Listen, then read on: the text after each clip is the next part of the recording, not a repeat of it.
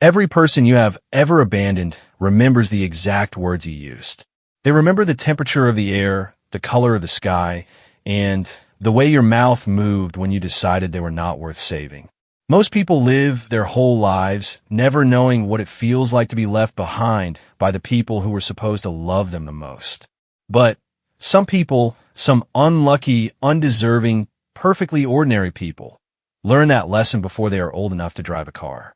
This is one of those stories. And here is the thing that will keep you reading until the very last word. The people who left her behind, they came crawling back. But by then, she had already become the one thing they never expected. She had become someone who did not need them at all. The house sat on a narrow street in a small town in central Pennsylvania, the kind of town where everyone knew your business before you did, and nobody pretended otherwise. It was a two-story structure, white paint peeling off the wooden siding like dead skin, a front porch that sagged on one end as though the house itself was tired of standing. The yard was mostly dirt, with patches of grass fighting for survival around a rusted chain-link fence. Inside that house, in a bedroom no bigger than a walk-in closet, a girl named Maren Calloway sat on the edge of a twin mattress with no fitted sheet. She was 14 years old. Her hair was brown, unwashed, pulled into a knot on top of her head with a rubber band she had found in a kitchen drawer. She wore a gray t-shirt 3 sizes too big that had belonged to someone she could not remember, and a pair of jeans with a hole in the left knee that she had not put there. She was staring at a crack in the wall, not because the crack was interesting, because the crack was the only thing in the room that did not make her chest feel like someone had parked a pickup truck on it. Downstairs, voices. 2 of them. Her mother, Dana, and her mother's boyfriend, Rick. Rick had been around for about 7 months, which made him the longest-running man in Dana's rotation. He sold used cars at a lot on Route 15 and smelled permanently of cigarette smoke and the kind of cologne they sold at gas stations. He was not a violent man. He was something worse. He was indifferent. Maren had watched him step over her backpack in the hallway every single morning for 7 months without once acknowledging it existed. She could have been a piece of furniture. She could have been a stain on the carpet. To Rick, she was an inconvenience with a heartbeat. The voices downstairs were getting louder. Maren pressed her back against the wall and pulled her knees up to her chin. She had learned, over the years, that the volume of adult arguments followed a pattern. There was the low rumble phase, where words were exchanged like poker chips, carefully, strategically. Then, the escalation phase, where someone's pride got snagged on something the other person said, and the sentences got shorter and the spaces between them disappeared. Then, the peak, where dishes or doors or sometimes fists got involved. And then silence. The silence was always the worst part, because the silence meant someone had won, and winning in that house never looked like victory. It looked like someone sitting at the kitchen table with their head in their hands while the other person slammed the front door hard enough to shake the windows. Tonight, the argument was about money. It was always about money. Dana worked part-time at a grocery store, stocking shelves 3 nights a week. Rick's car lot was not doing well. Between them, they barely covered rent, and the electric bill was 2 months past due. Maren knew this because she had seen the notices on the counter printed on pink paper, the color that meant someone was about to lose something. But tonight, the argument shifted. It found a new target. Maren heard her own name come through the floor like a blade through thin ice. She eats. She takes up space. She needs things I cannot afford to give her. That was Rick. His voice flat, matter of fact, like he was talking about an old appliance that had stopped working. Dana's response was quieter. Maren pressed her ear to the floor. She is my daughter, and she is dead weight, Dana. I'm telling you straight. She is dead weight. You want to keep dragging her around. That is your call. But I'm not going to sink because you cannot let go. The floor was cold against Maren's ear. She stayed there for a long time, listening to the silence that followed Rick's words. It was the heavy kind of silence, the kind that has a texture like wet sand. She waited for her mother to say something, to defend her, to tell Rick he was wrong or cruel or out of line. Dana said nothing. Maren rolled onto her back and looked at the ceiling. There was a water stain up there shaped like a lopsided heart. She had named it when she was 12. She called it Gerald. Gerald the heart stain. She did not know why. It had seemed funny at the time. Now she stared at Gerald and thought about the phrase dead weight and how it sounded like something you would say about a body you were trying to dump in a river. She was 14 years old, and someone had just called her a body worth dumping. 2 days later, Dana sat Maren down at the kitchen table. The table had a fake wood surface with a long scratch running diagonally across it, and Maren traced the scratch with her fingernail while her mother talked. Dana's eyes were red. She had been crying, or drinking, or both. It was hard to tell with Dana. The symptoms overlapped. Your Aunt Shelley said you could stay with her for a while, Dana said. Maren kept tracing the scratch. How long is a while? Just until things settle down. Things. Settle. Down. 3 words that had never once, in Maren's entire life, actually meant what they were supposed to mean. Things did not settle down in this family. Things escalated, collapsed, caught fire, and then everyone pretended the ashes were confetti. Rick does not want me here, Maren said. It was not a question. Dana flinched. It is not like that. It is exactly like that. Maren, he called me deadweight. I heard him. Dana's mouth opened. Closed. Opened again. She looked like a fish someone had pulled out of the water and set on the counter, gasping for context. You were not supposed to hear that. Maren almost laughed. Almost.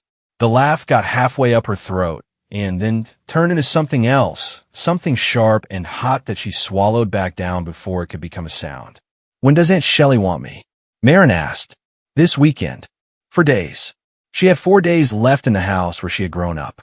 For days to pack the sum total of her existence into a duffel bag and a garbage bag because they did not own a proper suitcase. 4 days to say goodbye to Gerald the heart stain and the crack in her bedroom wall and the particular way the kitchen faucet dripped at night, a rhythm she had fallen asleep to for as long as she could remember. She did not cry. She had stopped doing that about 2 years ago, after the last time Dana had sent her to live somewhere else. That time with a family friend named Brenda, who lasted 6 weeks before deciding that a 12-year-old with an attitude problem was more than she had signed up for. Maren had cried when Brenda sent her back. She had cried so hard, she gave herself a nosebleed. And Dana had looked at her with an expression that Maren would never forget, an expression that said, "Why are you making this harder than it needs to be?" So Maren stopped crying. She built a wall inside herself, brick by invisible brick, and she got very good at standing behind it. Aunt Shelley lived 45 minutes away in a town called Clearfield, which was bigger than Maren's town, but not by much. Shelley was Dana's older sister by 6 years, and the two of them had a relationship that ran on guilt and obligation rather than affection. Shelley had a husband named Doug, 2 sons named Tyler and Bryce, and a house that was significantly nicer than anything Maren had ever lived in. It had carpet that was still soft, a refrigerator with food in it, a backyard with actual grass. Maren arrived on a Saturday afternoon in early October. Dana drove her there in Rick's truck because Dana's car had a transmission problem that nobody could afford to fix. The ride was 45 minutes of country roads and silence. Dana smoked 2 cigarettes with the window cracked 3 inches, and Maren watched the trees go by and counted the ones that had already lost their leaves. She got a 37 before she lost interest. At Shelley's house, Dana carried the duffel bag to the front door. Maren carried the garbage bag. They stood on the porch like 2 people delivering a package neither of them had ordered. Shelley opened the door. She was a tall woman with Dana's eyes, but a harder mouth, a mouth that looked like it spent most of its time being disappointed. She looked at Maren, then at Dana, then at the garbage bag. That is all she has. Shelley asked. Dana is gotaitant. She has what she needs. This was a lie, and everyone on that porch knew it. But lies were the currency of the Calloway family. They spent them like pennies. They had so many they did not bother counting. Shelley took the duffel bag. Come inside, Maren. Dana did not hug her, did not kiss her forehead, did not say she loved her or that she would call or that she would come back soon or that any of this was temporary or that she was sorry or that Rick was wrong or that Maren mattered. Dana said, "Be good." 2 words. Then she walked back to Rick's truck and drove away. Marin stood in Shelley's foyer, holding a garbage bag full of everything she owned, and watched the truck disappear around a corner. She noticed that the foyer had a small table with a ceramic bowl on it, the kind of bowl people put their keys in. The bowl was painted with sunflowers. Marin stared at those sunflowers for a very long time. She memorized the number of petals on each one. 7, 8, 6, 9. She counted them twice to make sure. She did not cry. The first 3 weeks at Shelley's house were a masterclass in being invisible. Marin understood, with the bone-deep instinct of a child who has been passed around like a library book nobody wanted to finish, that her survival depended on taking up as little space as possible. She made her bed every morning with military precision. She washed her own dishes immediately after eating. She did her homework at the kitchen table without being asked and retreated to the guest room, which Shelley called the spare room, a name that made Marin feel like a spare part before anyone could tell her to. Tyler was 16 and Bryce was 13. Tyler ignored Marin completely, which she appreciated. Bryce was less predictable. He was the kind of 13-year-old boy who had figured out that cruelty was a form of entertainment, and he practiced it the way other kids practice basketball. "Why do you not live with your mom?" Bryce asked on her 4th day, standing in the doorway of the spare room, while Marin tried to read a book she had found on Shelley's shelf. "She is busy," Marin said. "Busy doing what?" "Busy things. My mom says your mom's boyfriend does not want you around." Marin turned a page. She had not been reading the words. She had been looking at the shapes of the letters and letting her eyes go blurry. "Your mom talks a lot," Marin said. Bryce grinned. He had braces, and the grin was all metal and malice. "She also says you're only staying until Christmas." Christmas. That was 2 months away. Marin did the math in her head. 2 months of making herself invisible. 2 months of counting sunflower petals and turning pages without reading them. And then what? That was the question Marin had learned not to ask, because the answer was always the same. Then you go somewhere else. Then someone else gets tired of you. Then you pack the garbage bag again. Doug, Shelley's husband, was a quiet man who worked at a lumber yard and came home smelling like sawdust and fatigue. He was kind to Marin in the way that people are kind to stray animals they're not sure they want to keep carefully at arm's length with one eye on the exit. He asked her once if she liked school, and when she said sometimes, he nodded as though that was the most reasonable answer anyone had ever given him. School was its own particular kind of torment. Marin had transferred to the middle school in Clearfield, which meant she was the new girl, which meant she was a target. Not for bullying exactly, for curiosity. And curiosity, Marin had learned, was just bullying in a polite hat. Where did you move from? Why did you move? Where is your dad? Do you have a dad? Her dad. That was a question with a short answer and a long shadow. His name was Gary Calloway, and he had left when Marin was 3. She had one photograph of him, a Polaroid, she kept in the inside pocket of the duffel bag. In the photo, he was holding her on his lap at a picnic table, and they were both squinting into the sun. She did not remember the day the photo was taken. She did not remember his voice or his face or the way he smelled. She remembered the feeling of being held, but she was not sure if that was a real memory or something she had invented to fill the space where a father was supposed to be. Gary had not called in 6 years. Dana said he was out west somewhere, which could mean California or Colorado or the moon. Dana said it with the same tone she used when describing the weather. Flat, factual, uninterested in discussion. Marin did not miss him. She missed the idea of him, which is a different kind of ache entirely. It is the ache of an empty picture frame. You do not mourn the photograph. You mourn the fact that no one thought you were worth photographing. By early November, Marin had developed a routine at Shelley's house. Wake up at 6. Shower quickly. She had learned to keep showers under 5 minutes because Shelley had made a comment about the water bill during the second week, and Marin had heard the subtext underneath the words like a second heartbeat. Go to school. Come home. Homework. Dinner. Spare room. Read until the words blurred. Sleep. It was a tolerable existence. Not good. Not bad. The emotional equivalent of lukewarm water. And Marin had become an expert at surviving on lukewarm. But the thing about lukewarm is that it never lasts. Sooner or later, someone turns the faucet, and you find out whether you are getting scalded or frozen. The faucet turned on a Tuesday evening in the middle of November. Shelley was on the phone in the kitchen. Marin was walking past on her way to the spare room when she heard Shelley say Dana's name, and her feet stopped moving before her brain gave them permission. She stood in the hallway just out of sight and listened. "I told you I would take her until Christmas, Dana. That was the deal." A pause. Dana's voice on the other end, tinny and small through the phone speaker. No, I'm not keeping her longer. I have my own kids.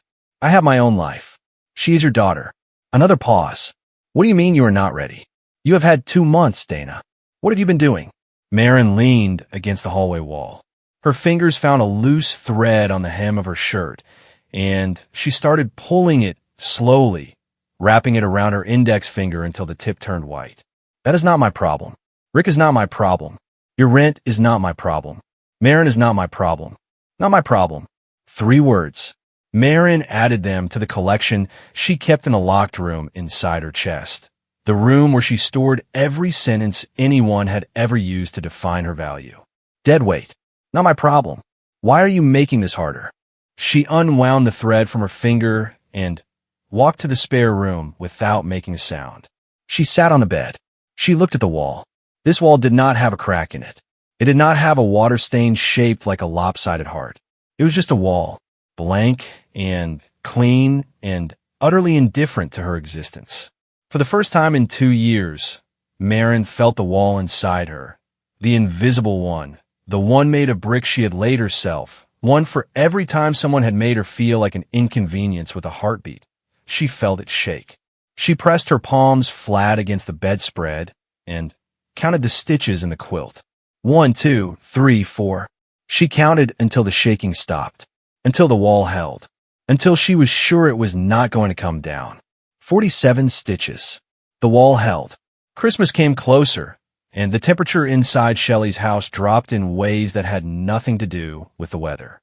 Doug started looking at Marin the way you look at a house guest who has overstayed, not with anger, but with a weariness that was somehow worse. Tyler continued his policy of total ignorance. Bryce continued his policy of targeted cruelty. "You are like a stray cat," Bryce said one evening while they were clearing the dinner table. "Mom feeds you, but she does not want to keep you." Marin picked up a plate. It was white with a blue rim. She studied the rim.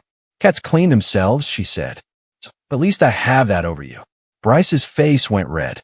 He opened his mouth to say something, but Shelley walked in and he shut it. Small victories. Marin collected them like spare change. Not enough to buy anything, but the weight of them in her pocket was a reminder that she still existed. Dana called once a week. The calls lasted between 3 and 7 minutes. Marin timed them. Dana asked the same questions every time. How was school? Was she eating enough? Was she being good? Marin gave the same answers. Fine. Yes, yes. They were not conversations. They were rituals. 2 people going through the motions of a relationship that had been drained of everything except muscle memory. Marin never asked when she was coming home. She had learned that asking that question was like pulling the pin on a grenade. It did not matter how carefully you did it, someone was going to get hurt. 2 weeks before Christmas, Shelley sat Marin down at the kitchen table. The table was nicer than Dana's table. No scratch. No fake wood. Real wood, polished with placemats.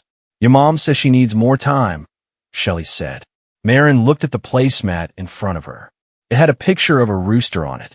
The rooster looked confident. The rooster looked like it had never once in its life been called dead weight. How much more time? Marin asked. Shelley's mouth did that thing it did. The tightening, the pulling inward, the expression of a woman who had agreed to carry a weight she now wanted to set down. I do not know, Marin. Am I staying past Christmas? I do not know. Does she want me back? Shelley looked away. Out the window.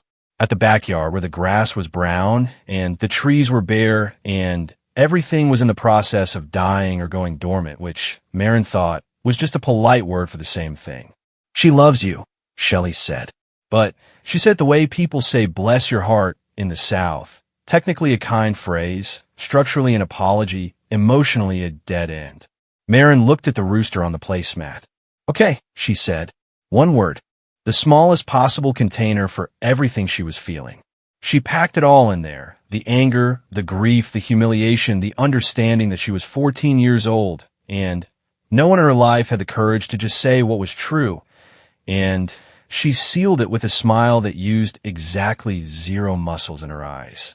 She went to the spare room. She sat on the bed. She picked up the book she was pretending to read and opened it to a random page.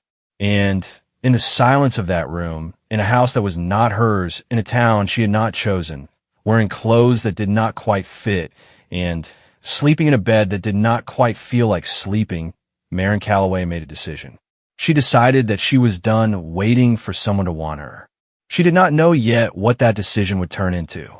She did not know that it would grow inside her like a root system, invisible and stubborn and impossible to kill.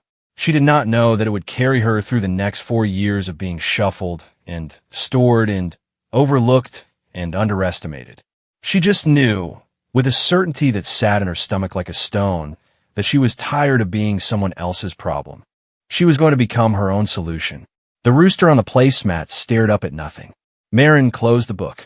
The furnace kicked on somewhere in the basement, and the house hummed around her, warm and indifferent and temporary like everything else. Marin stayed at Shelley's house through Christmas, through New Year's, and into the dead center of January, when the cold in central Pennsylvania turned vicious and personal, the kind of cold that bit through your jacket and your shirt and your skin and settled into your bones like it was paying rent. Dana did not come for Christmas. She sent a card. Inside the card was a $20 bill and a sentence written in Dana's loopy, unsteady handwriting. Miss you, baby. Things will get better soon. Marin read the sentence 4 times, studying it for evidence of sincerity the way a detective studies a crime scene. Looking for fingerprints, for traces of genuine human feeling between the ink and the cardstock. She found nothing conclusive. She spent the $20 on a used copy of a biology textbook from the thrift store in Clearfield because her school textbook was falling apart and the school had told her there were no replacements available until next semester. The biology textbook smelled like basement and old coffee, and the previous owner had highlighted random passages in yellow marker with no apparent logic. A paragraph about mitosis, a caption under a picture of a frog, the entire index. Marin found the randomness of it oddly comforting. Somebody, somewhere, had cared about all the wrong things in exactly the right way. She was getting good grades. Not because school was easy, because school was the only arena in her life where effort and outcome had a reliable relationship. She studied, she remembered, she performed, and the numbers on her report card went up. It was transactional in a way that felt honest. Nobody was going to change the rules halfway through. Nobody was going to move the goalposts because their boyfriend complained about the electric bill. Her English teacher, a woman named Mrs. Haddix, who wore reading glasses on a beaded chain and had the kind of voice that made you feel like you're being tucked in a bed, noticed Marin before anyone else did. Not notice the way Bryce noticed her, as a target. Notice the way a gardener notices a plant growing in the crack of a sidewalk. With surprise, with a specific kind of respect. You wrote this? Mrs. Haddix said one afternoon, holding up Marin's essay on To Kill a Mockingbird. They were alone in the classroom. The other students had fled the moment the bell rang, a herd of backpacks and untied shoes stampeding toward freedom. Marin nodded. This line here, Mrs. Haddix pointed to a passage, where you wrote that Boo Radley was not hiding from the world, but that the world had made hiding the most rational response available to him. Marin said nothing. She pulled at a thread on her sleeve. That is not a 14-year-old's observation, Marin. I am 14. I know. That is what makes it remarkable. Remarkable. Marin turned the word over in her head like a coin she had found on the ground, checking both sides to make sure it was real. Mrs. Haddix gave her a book that week. Not a school book. A real book. A novel. She said, I think you'll understand this one. Marin took it to the spare room and read it in 2 nights, lying on her stomach with the book propped against the pillow, and When she finished, she felt something she had not felt in a long time. The sensation of being seen through someone else's words, of finding a mirror in a place she had not been looking. She did not tell anyone about the book. She did not tell anyone about Mrs. Haddock's comment. She kept these things the way she kept everything that mattered, hidden, protected, folded small, and tucked into the locked room behind the wall. In late January, Shelley made the call. Marin was not supposed to hear it, but the house had thin walls, and Marin had developed ears like a surveillance system, always scanning, always decoding ambient noise for threats. "I cannot do this anymore, Dana. I mean it. She needs to go somewhere else. Somewhere else." The phrase had a geography to it, vast and unmapped, full of strange couches and temporary beds, and people who would eventually say the same thing Shelley was saying now. "What about Gary's mother?" Shelley asked. "Louise. She is in Altoona. Is not that far." Marin's lungs stopped working for a moment. Louise, her father's mother, a woman she had met exactly twice. Once at a family reunion when she was 5, and once at a funeral when she was 8. Louise was a thin woman with white hair and a face like a topographical map of disappointment. Marin remembered almost nothing about her except that she smelled like peppermint and that her house had a grandfather clock that chimed every hour with a sound like a church judging you. 2 days later, the plan was confirmed. Dana called Marin directly for this one, which told Marin everything she needed to know about how guilty her mother was feeling. Dana only called directly when the guilt got too heavy to delegate. "Louise is happy to have you," Dana said. Happy. Another word Marin inspected for authenticity. It did not survive the examination. "For how long?" Marin asked. "Until we figure things out." We, as though Dana and Marin were a team. As though they had ever been a team. As though Dana had not spent the last 4 months proving that the we in this family was Dana and Rick, and Marin was the variable that kept getting solved for and eliminated. "Okay," Marin said. That word again. Her capsule. Her compression chamber. Everything packed into 2 syllables and a period. Louise lived in a brick house on a hill in Altoona. The house was old and clean and quiet in a way that made Marin's teeth itch. Everything had a place. The coasters were stacked by size. The towels in the bathroom were folded into thirds, not halves, and God help you if you folded them wrong. The grandfather clock chimed every hour, and between chimes, the silence was so complete that Marin could hear her own blood moving. Louise was 71 years old. She had raised 3 children, buried a husband, and survived a bout of stomach cancer that had left her thin and careful in her movements, as though the world had become a surface she no longer trusted to hold her weight. She wore cardigans the color of oatmeal and kept her hair pinned in a bun so tight it looked structural, like it was load-bearing. She was not warm. She was not cold. She was precise. "This is your room," Louise said on the first day, standing in the doorway of a small bedroom on the 2nd floor. The room had a single bed with a white coverlet, a wooden dresser with 5 drawers, and a window that looked out onto the backyard, where a bird feeder hung from a hook on a metal pole. Marin set her duffel bag on the bed. The garbage bag had been replaced by a canvas tote that Shelley had given her on the way out, a final act of generosity that felt more like guilt than kindness. "Meals are at 7, 12, and 6, Louise said. "I do not eat between meals. The bathroom is down the hall. Do not leave the water running. Do not slam doors. Do not leave your shoes in the hallway." Marin nodded. "Your father was careless about doors," Louise added. It was the first time anyone had mentioned Gary to Marin without being asked. The sentence landed on her like a bird landing on a wire. Light, unexpected, trembling with the weight of something unspoken. "I will not slam doors," Marin said. Louise studied her for a moment. Her eyes were gray, the color of old silverware, and they had a quality that Marin could not name at first. Later, she would realize what it was. Louise was looking at Marin the way you look at someone who reminds you of something you lost. Not with affection, with recognition. "You look like him," Louise said. Then she turned and walked down the hallway, and the grandfather clock chimed 4, and the conversation was over. Living with Louise was like living inside a clock. Everything ticked. Everything had a rhythm. Breakfast at 7 was oatmeal and toast. Lunch at 12 was soup and a sandwich. Dinner at 6 was whatever Louise decided to cook, which was always practical, always sufficient, and never once exciting. Pork chops, boiled potatoes, green beans from can, meatloaf, chicken baked until it achieved the texture of apology. But there was something else, something Marin did not expect. Louise, for all her rigidity, her folded towels, and her chiming clock, and her rules about shoes, paid attention. Not with words.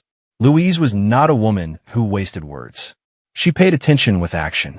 When Marin's sneakers started falling apart, a new pair appeared at the foot of her bed on a Monday morning. No note. No conversation. Just shoes.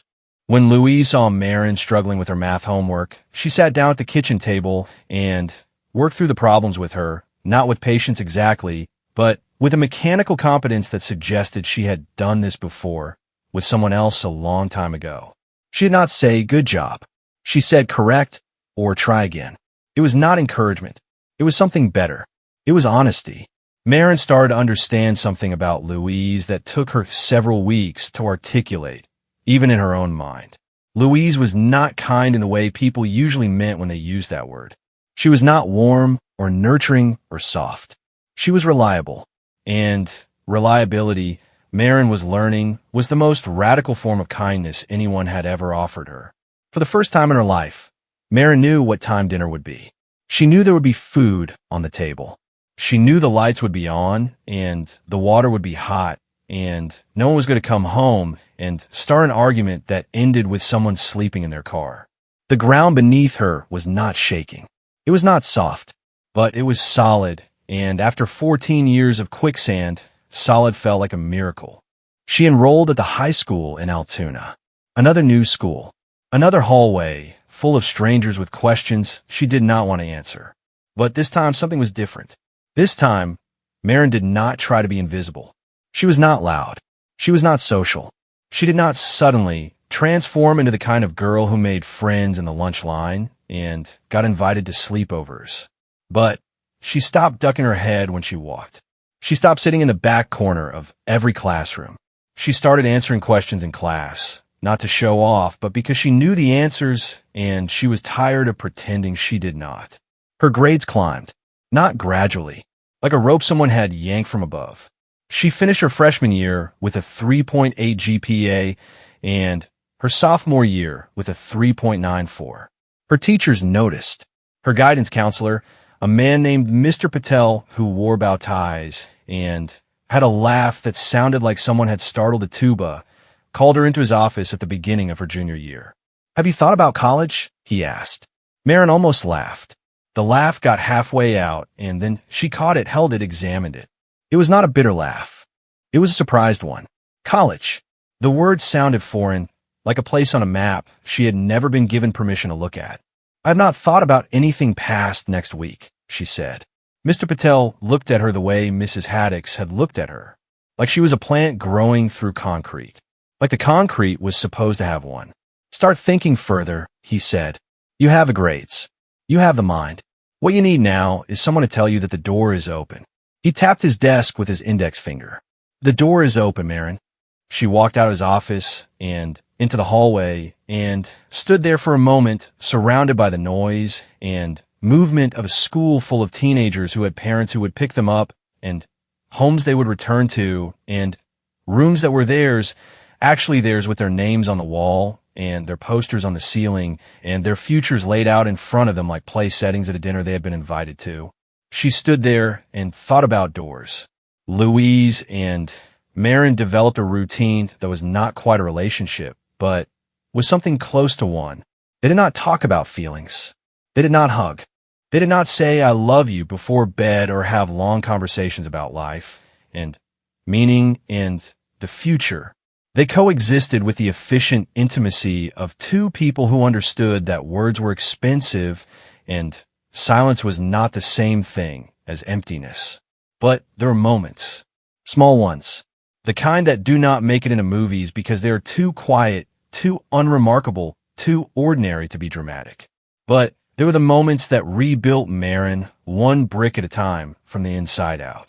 Louise taught her how to cook, not by sitting her down and walking her through a recipe, by handing her a knife and saying, "Peel these," and then watching from the corner of her eye as Marin figured it out.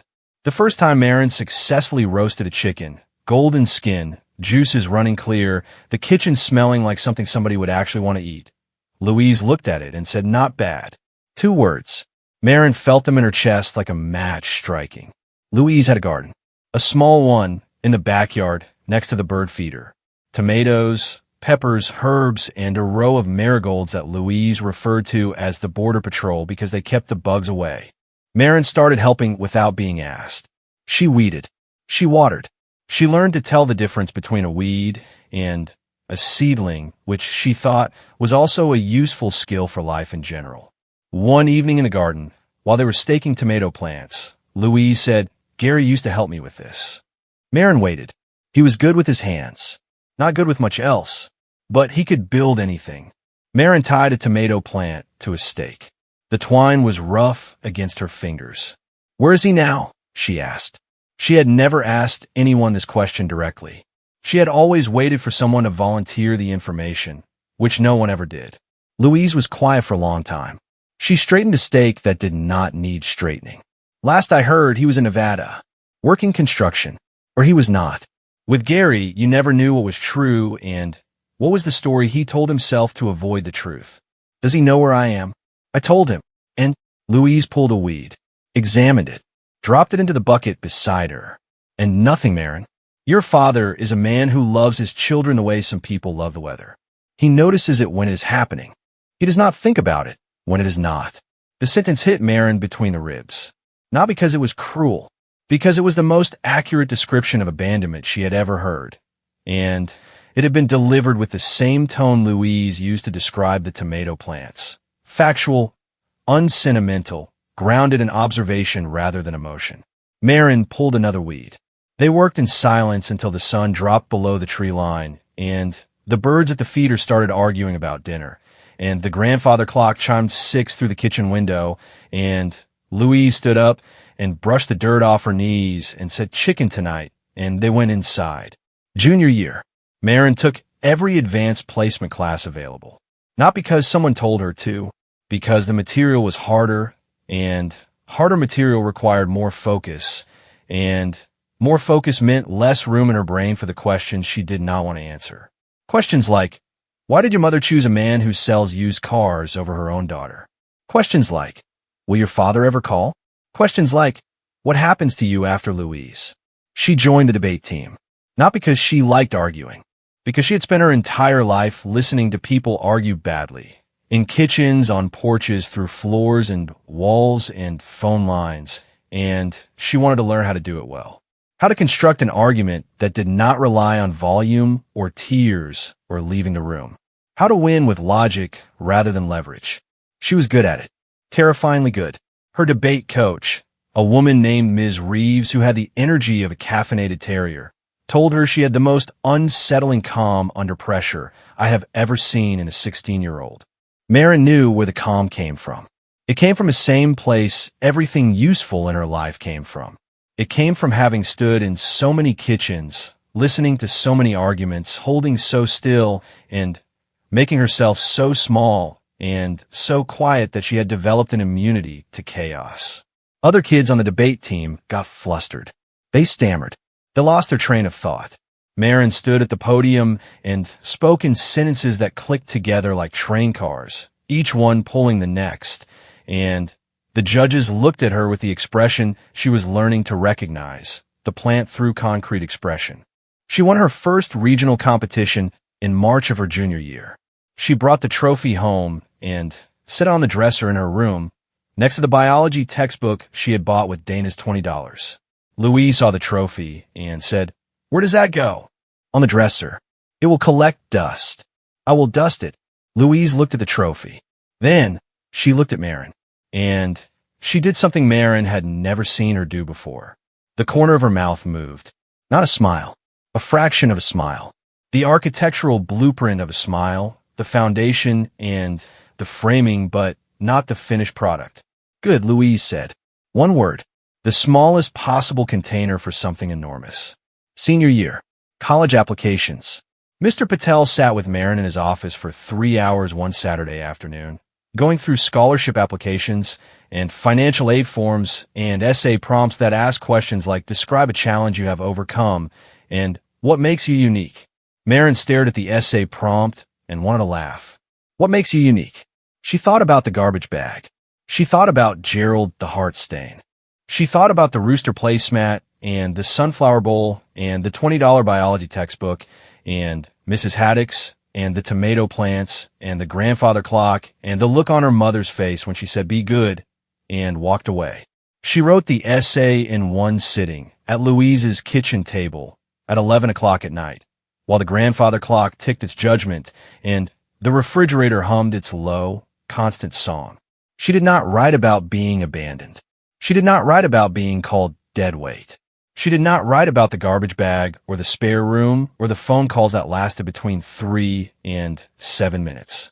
She wrote about the tomato plants, about learning to tell the difference between a weed and a seedling, about the patience required to grow something in soil that nobody else believed could produce anything worth eating. The essay was 1,200 words, and every single one of them had been earned. She applied to 7 schools. She got into 5. She received scholarship offers from 3. The best offer came from State University 2 hours away, a full-ride scholarship that covered tuition, housing, and books. When the letter arrived, Marin sat at the kitchen table and read it 3 times. She looked at the numbers, the tuition cost, the scholarship amount, the balance due of $0, and she felt the wall inside her shake. This time, she let it. The wall cracked. Not all the way.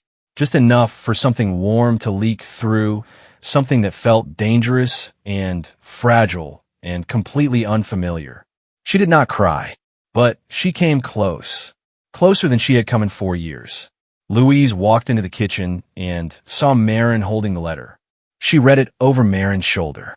She said nothing for a long moment. "You will need a winter coat," Louise said. "The campus is north of here. Colder." Marin looked up at her. "Is that your way of saying congratulations?"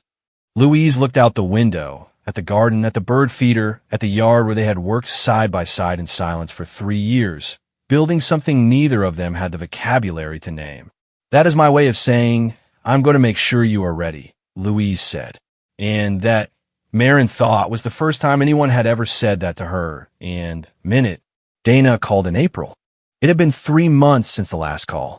3 months of silence that Marin had not noticed, which told her more about the state of their relationship than any conversation could. "I heard you got into college," Dana said. Her voice had the quality of someone trying to sound happy while standing in a room full of their own failures. "Who told you?" "Shelley, of course." The Calloway family communication system ran on guilt and gossip. Direct conversation was a last resort. "That is great, Marin. I am so proud of you." Proud. Marin turned the word over. It was heavier than she expected. Not because it meant something, but because it did not. Pride requires proximity. Pride requires having been there. You cannot be proud of a plant you did not water, and claiming credit for the rain is not the same thing. "Thanks," Marin said. "Maybe I can come to your graduation?" Marin looked at the ceiling. There was no water stain here. No humedad. Just white plaster, clean and unmarked. "Maybe," she said. She did not say, "Where were you?"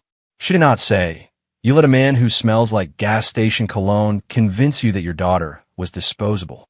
She did not say, "I lived in 4 different houses in 4 years, and none of them are mine, and I packed my life into garbage bags and canvas totes and duffel bags with broken zippers, and I ate canned green beans and boiled potatoes, and I taught myself to need nothing from anyone because needing something from you is the most dangerous thing I could do." She said, "I have homework." "Okay, baby. I love you." "Okay." She hung up. She looked at the phone in her hand. She set on the table, screen down, and went to her room and picked up the debate trophy and dusted it and set it back down and opened her biology textbook to a random page and looked at the yellow highlighting and thought about the stranger who had cared about all the wrong things in exactly the right way and how sometimes that was enough. Graduation day was in early June. The sky was blue and empty and wide, the kind of sky that looked like it had been cleaned overnight by someone who took their job seriously. Marin wore a cap and gown that she had purchased with money she earned working part-time at a bakery in Altoona, where she had spent the last year learning to make bread and frosting and small talk with strangers, 3 skills she valued in that order. Louise came.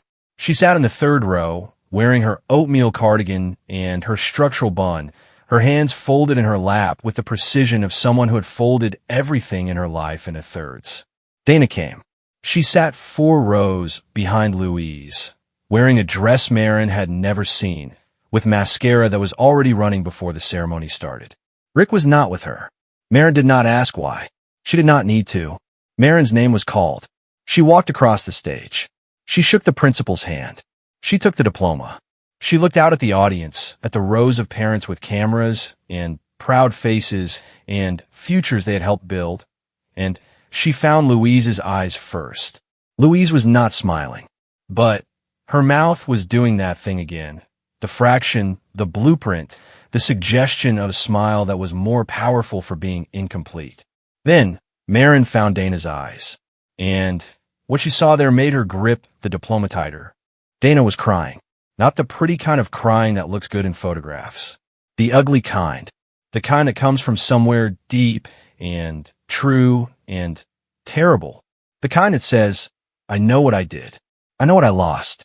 I know that the girl walking across that stage built herself out of the rubble I left behind. And I know that I have no right to be proud, but I am. And the pride is mixed with something that tastes like poison. And the poison is the knowledge that she did this in spite of me, not because of me. Marin looked at her mother, and she felt the wall inside her shake again. She looked away.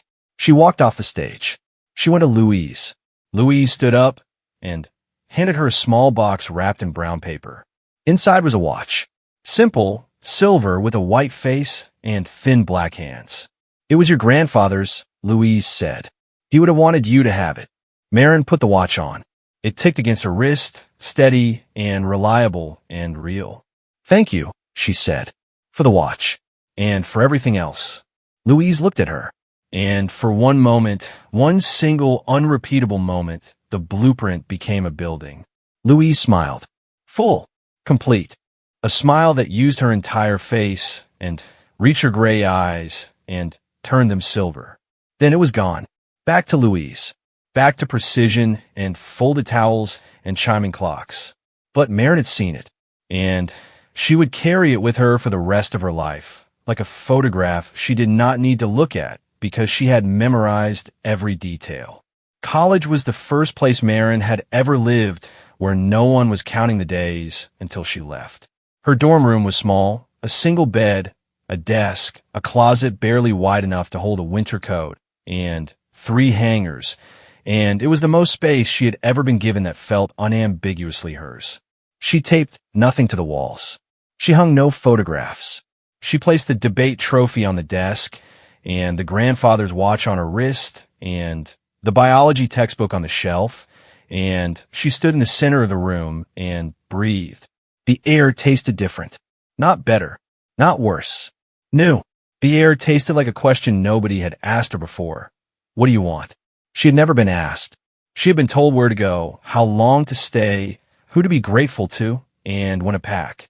The concept of desire, personal, selfish, uncomplicated desire, was so foreign that Marin spent her entire first week on campus approaching it sideways, like a stray dog circling a bowl of food someone had left out, waiting for the trap. There was no trap. There was just a campus full of 18-year-olds with backpacks and opinions and the confidence of people who had been loved consistently their whole lives. And Marin walked among them like a traveler who had just arrived in a country where everyone spoke a language she was still learning. She studied. Of course she studied.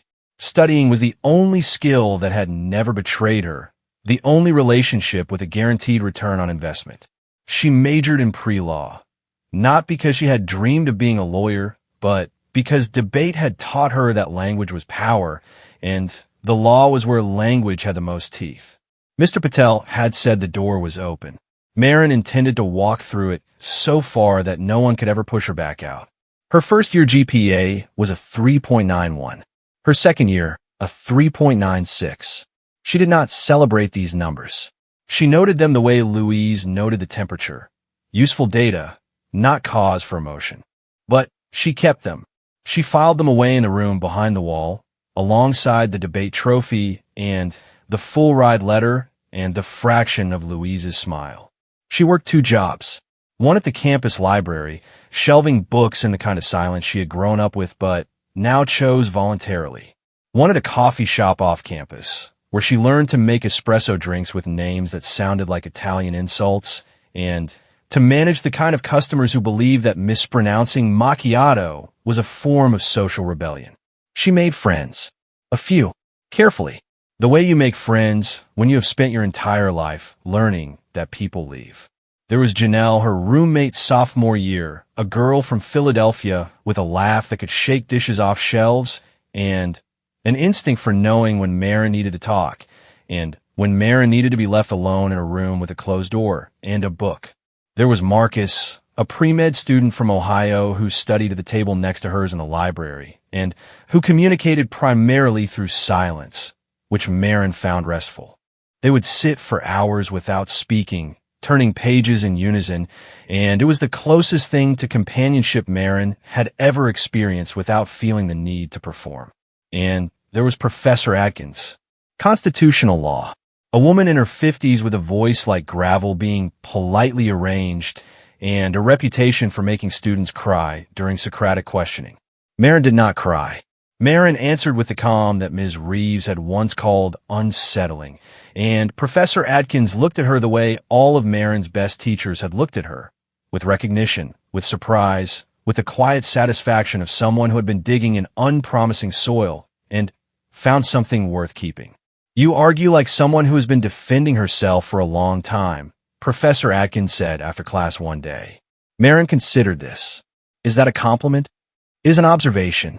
Compliments are for people who need encouragement. You need direction. She paused, adjusted her glasses. Have you thought about law school? Marin had thought about law school.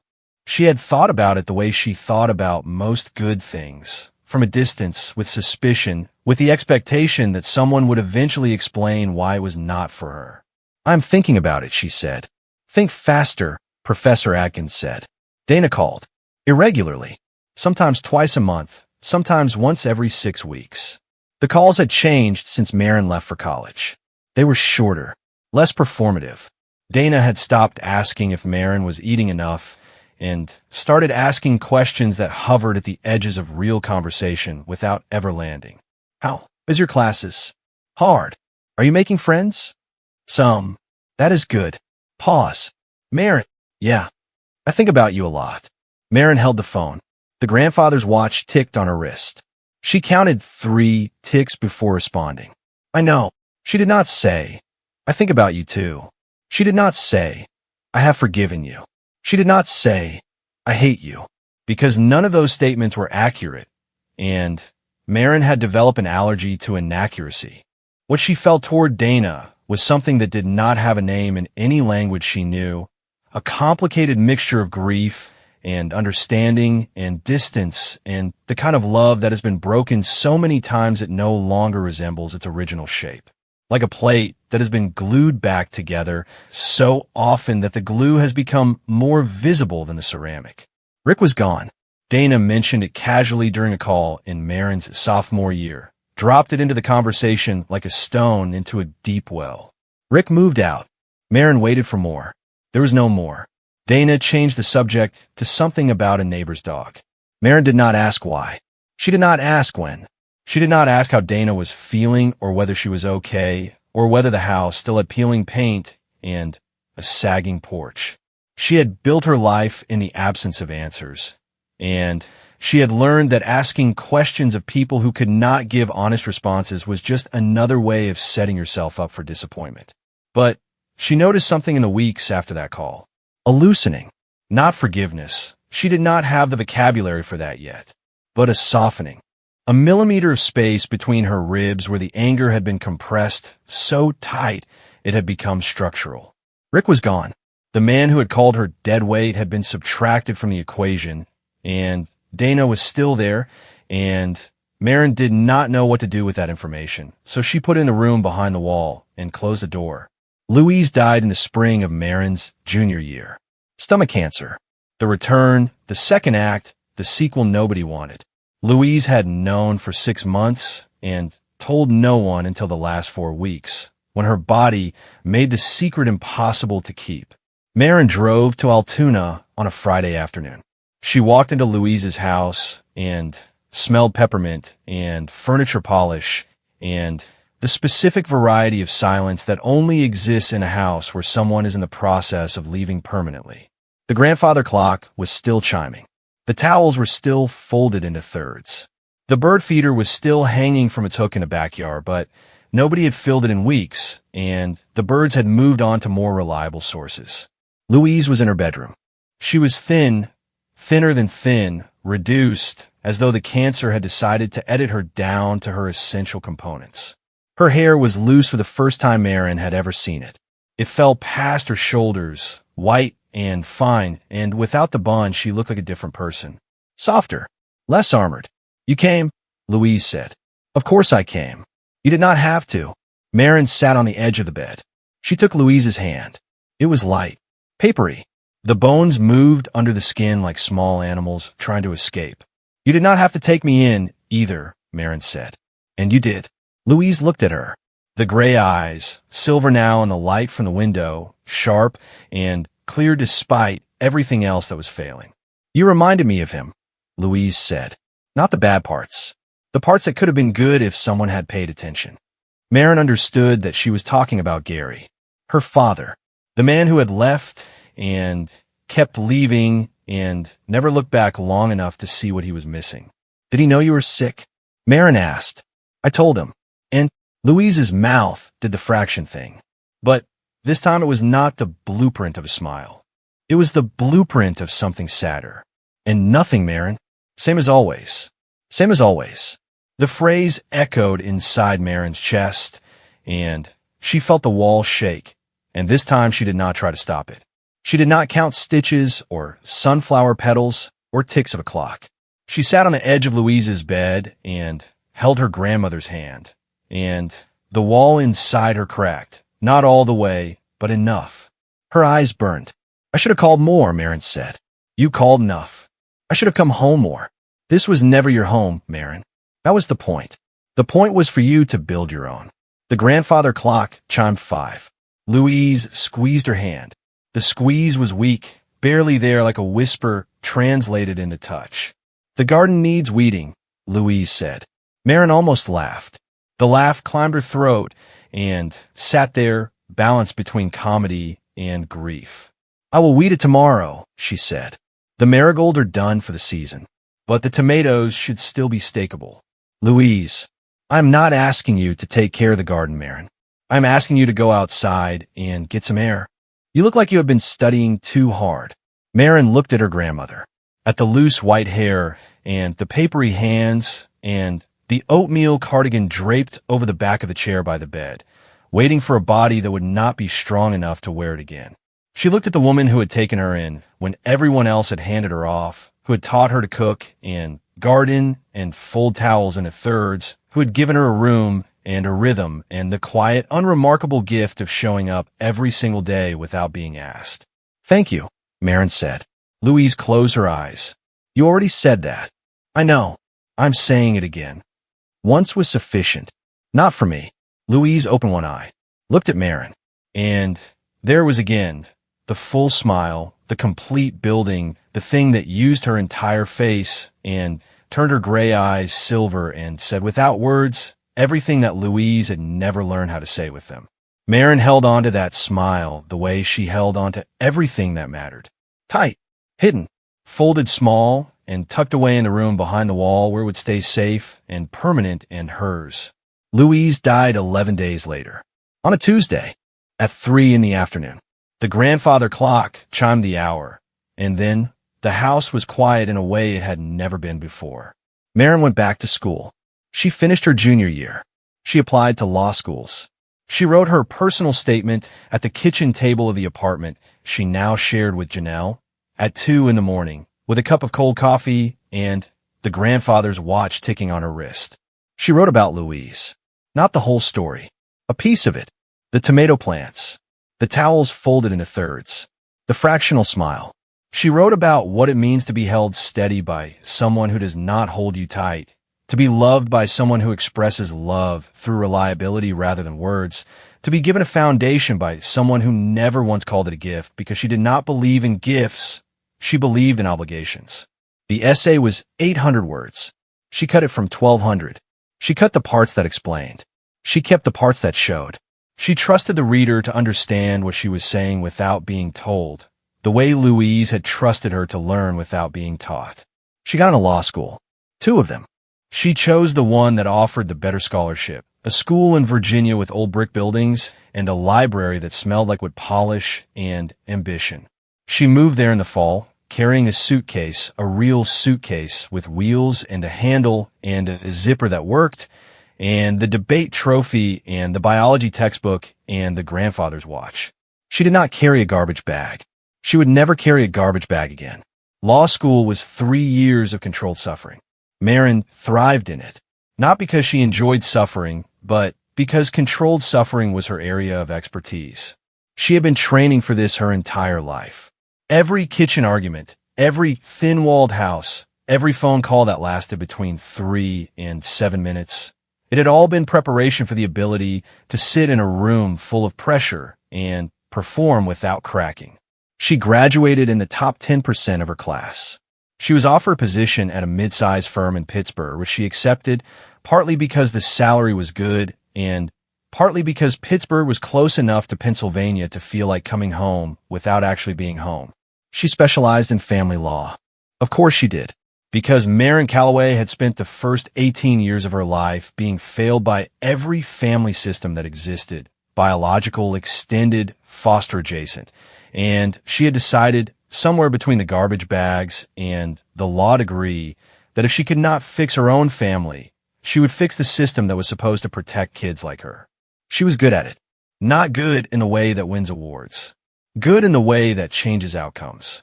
She fought for custody arrangements that prioritized the child's stability. She advocated for grandparent visitation rights. She pushed back against judges who treated children like property to be divided rather than people to be protected. She worked late and slept little and ate at her desk, and sometimes at the end of a particularly brutal case, she sat in her car in the parking garage and pressed her forehead against the steering wheel and let the walls shake. She was 29 years old the first time she let herself cry about everything that had happened to her. She was sitting in her apartment, alone, on a Sunday evening, eating leftover pasta from a container, and a song came on the radio that she did not recognize, but the melody hit something inside her that she had not known was still there, and the wall did not just crack. It came down. She cried for 45 minutes. She cried until her face was swollen, and her throat was raw, and the pasta was cold, and the song had ended and started again because it was on repeat. She cried for the 14-year-old who had heard the words dead weight through a floor and had not been defended. She cried for the girl who had packed her life into a garbage bag. She cried for every sunflower petal she had counted, every stitch in every quilt, every tick of every clock, every time she had said okay when the real answer was too large and too sharp and too dangerous to let out. She cried for Louise, for the full smile she would never see again, for the tomato plants and the chiming clock and the watch that still ticked on her wrist, keeping time the way Louise had kept her, steady, reliable, without fanfare. And when she was done, she washed her face. She put the pasta in the refrigerator. She went to bed, and something inside her, in the space where the wall had been, began to fill with something new. Not anger, not grief, not the hard, brittle resilience she had been running on for 15 years. Something softer, something with roots. She was 31 when Rick found her. Not in person, online, A message on a professional networking site, the kind of site where people wear suits in their photographs and list their accomplishments in bullet points. The message was short. 3 sentences. Imaren. This is Rick Torrance. I do not know if you remember me, but I wanted to reach out and say I've thought about you a lot over the years. Marin stared at the message for a long time. She was in her office. It was late. The building was quiet. She could hear the hum of the heating system and the distant sound of traffic, and she thought about the way silence could take different shapes depending on what is being left unsaid inside it. She did not respond. Not that day. Not that week. She let the message sit in her inbox like a stone at the bottom of a well, visible but untouched, and she went about her life. She worked her cases. She ate her lunches at her desk. She called Dana once a week. The calls were longer now, 10 minutes, sometimes 15. Dana had gotten sober. Had been sober for 3 years. Had started working full-time at a grocery store, not stocking shelves anymore, but managing the deli counter, which she described with a pride that Marin found both heartbreaking and infuriating because the pride was real, and the fact that it had taken Dana 15 years to find something to be proud of that did not involve a man was a tragedy that neither of them had the energy to name. 3 weeks after Rick's message, Marin wrote back. 1 sentence. I remember you. He responded the next day. Longer this time. A paragraph. Then 2. Then a full message that read like a confession written by a man who had been carrying something heavy for a long time and had finally found a surface to set it on. He wrote that he was sorry. He wrote that the night he called her deadweight was the worst thing he had ever said, and he had known it was wrong the moment the words left his mouth, but he had been too proud and too scared and too broke to take them back. He wrote that Dana had never forgiven him for it. Not really. And that their relationship had never recovered. And that he had spent the years since trying to outrun the memory of a 14-year-old girl listening through a floor. He wrote, I know you probably hate me. I deserve that. But I want you to know that I regretted it instantly. The moment I said it. I knew. And I have been living with that ever since. Marin read the message twice. She closed her laptop. She went to the window and looked out at the Pittsburgh skyline, a jumble of bridges and buildings and light, and she thought about the word instantly. Instantly. He had regretted it instantly, the moment the words left his mouth. But he had not taken them back. He had not walked upstairs and knocked on her door and said, I did not mean that. You're not deadweight, you are a kid, and I'm a grown man, and I'm sorry. He had let those words sit in that house like a gas leak, and they had poisoned everything. Regret is not repair. Marin knew this. She had built her career on the difference between the two. Regret is what you feel. Repair is what you do. And Rick had felt his regret for 15 years without once doing anything about it until now. Until Marin had become a lawyer with a professional profile and a trajectory that made her worth contacting. She did not write back. Not because she was angry, because she had nothing to say that would change anything for either of them. And she had learned from Louise that silence was not cruelty. Sometimes silence was the most honest response available. Dana came to visit in the fall. She took the bus from central Pennsylvania 4 hours each way, and Marin picked her up at the station. Dana was 53. She looked older. Her hair had gone gray in patches, and she walked with the careful pace of a woman whose body had started sending her reminders about mortality. But her eyes were clear. 3 years sober. Clear. They went to Marin's apartment.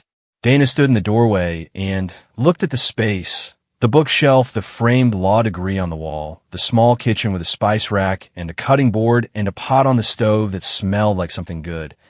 And she pressed her hand to her mouth. Marin, it is just an apartment. It is yours. 2 words. And they landed differently this time. Not like Rick's deadweight. Not like Shelley's not my problem.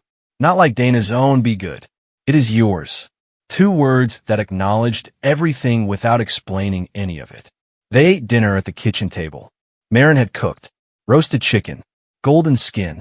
Juices running clear. The way Louise had taught her. Dana ate slowly, and between bites she looked around the apartment with an expression Marin had to study for a long time before she could decode it. It was awe, but not the good kind. The terrible kind. The kind that comes from realizing that your child has built a beautiful life, and you are not part of the construction, and the beauty is a testament to their strength and an indictment of your failure.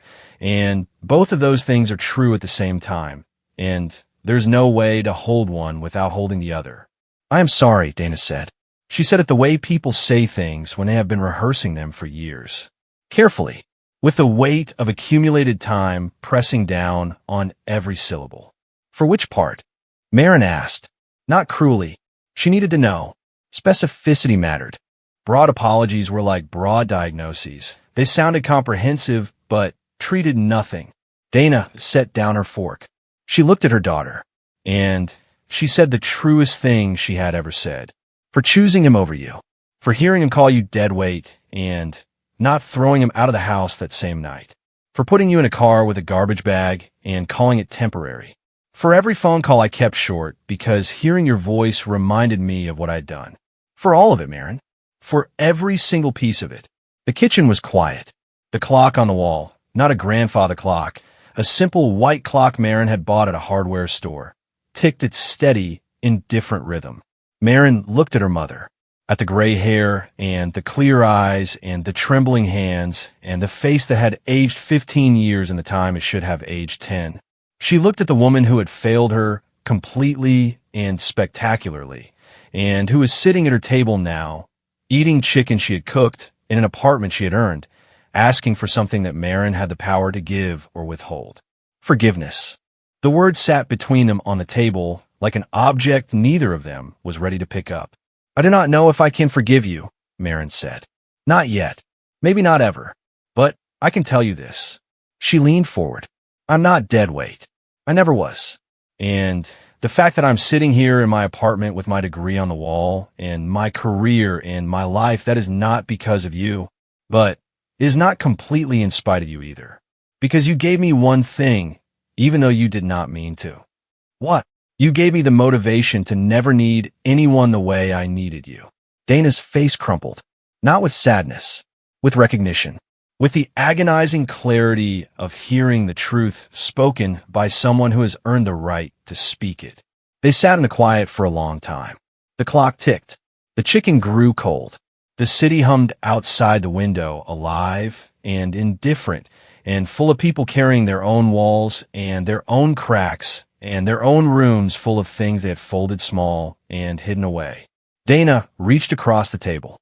Her hand was trembling. Marin looked at it. She looked at the hand that had held a cigarette while driving her to Shelley's house. The hand that had signed the card with the $20 bill. The hand that had never reached for her when it mattered most.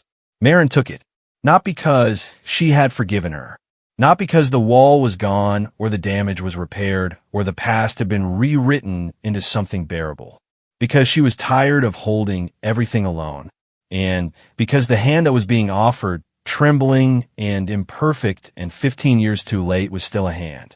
And Marin had learned from Louise and from the tomato plants and from the watch that ticked on her wrist and from every teacher who had looked at her like a plant growing through concrete, that you do not reject what is offered to you just because it arrives late.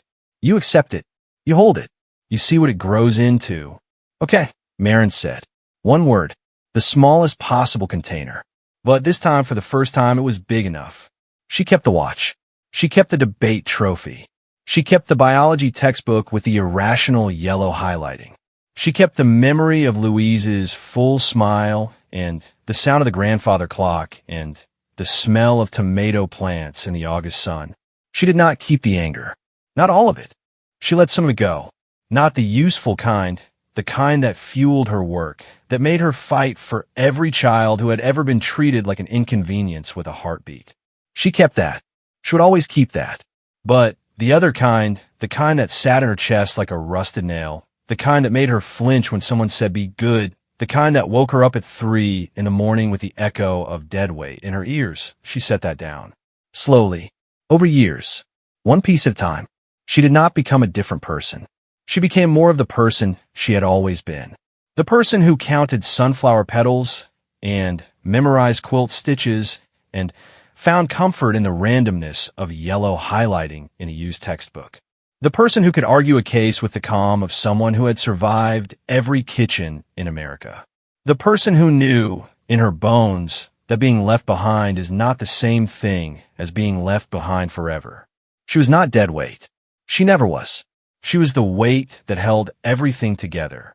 And the people who would try to leave her behind, Rick with his used cars and his instant regret, Dana with her garbage bags and her too-late apology, Shelley with her thin walls and her rooster placemat, Gary with his love-like weather and his construction sites in Nevada, they would all, in their own time and their own way, come to understand what Louise had understood from the beginning, that the girl they discarded was the strongest thing any of them had ever held, and that letting go of her was the heaviest mistake they would carry for the rest of their lives.